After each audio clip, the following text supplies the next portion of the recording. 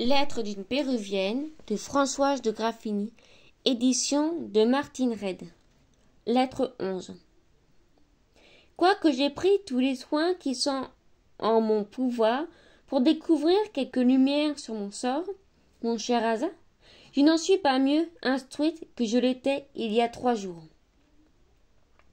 Tout ce que j'ai pu remarquer, c'est que les sauvages de cette contrée paraissent aussi bons, aussi humains que le cacique. Ils chantent et dansent comme s'il avait tous les jours des terres à cultiver. Si je m'en reportais à l'opposition de leurs usages à ceux de notre nation, je n'aurais plus d'espoir. Je me souviens que ton auguste père a soumis à son obéissance des provinces fort éloignées, et dont les peuples n'avaient pas plus de rapport avec les nôtres. Pourquoi celle-ci n'en serait-elle pas une? Le soleil paraît se plaire à l'éclairer. Il est plus beau, plus pur que je ne l'ai jamais vu, et je me livre à la confiance qu'il m'inspire.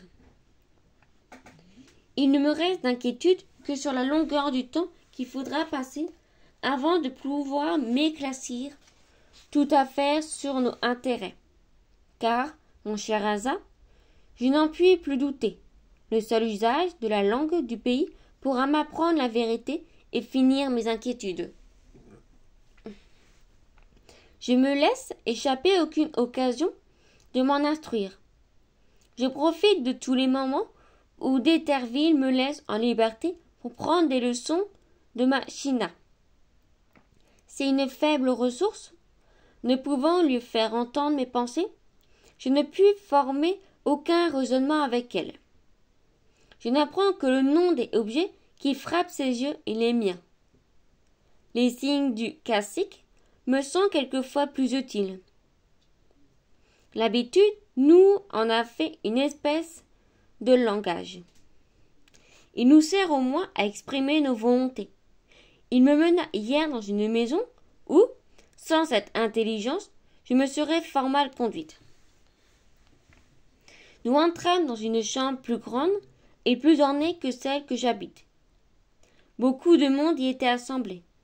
L'étonnement général que l'on témoigna à ma vue me déplut, les rires excessifs que plusieurs jeunes filles s'efforçaient d'étouffer, qui recommençaient lorsqu'elles levaient les yeux sur moi, excitèrent dans mon cœur un sentiment si fâcheux que je l'aurais pris pour de la honte, si je ne fus senti coupable de quelque faute.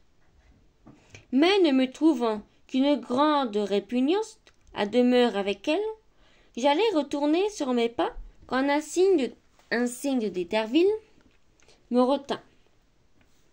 Je compris que je commettais une faute si je sortais, et je me gardai bien de ne rien faire qui méritât le blâme que l'on me donnait sans juger. Je restai donc en portant toute mon attention sur ces femmes. Je crus démêler que la singularité de mes habits causait seule la surprise des unes et les rires offensants des autres. J'eus pitié de leur faiblesse. Je ne pensais plus qu'à leur persuader, par ma contenance, que mon âme ne différait pas tant de la leur que mes habillements de leur parure. Un homme que j'aurais pris pour un curaka, s'il était vêtu de noir, vint me prendre par la main d'un air affable. Il me conduisit auprès d'une femme qui, son air fier, je pris pour la Pallas de la contrée. Il lui dit plusieurs paroles que je sais pour les avoir entendues prononcer 1000 fois à d'Éterville. Qu'elle est belle, les beaux yeux. Un autre homme qui lui répondit, des grâces, une taille de nymphe. Alors, les femmes qui ne dirent rien, tous répétèrent à peu près les mêmes mots. Je ne sais pas encore leur signification, mais expriment sûrement des idées agréables, car en les prononçant, le visage est toujours riant. Le cacique paraissait extrêmement satisfait de ce que l'on disait.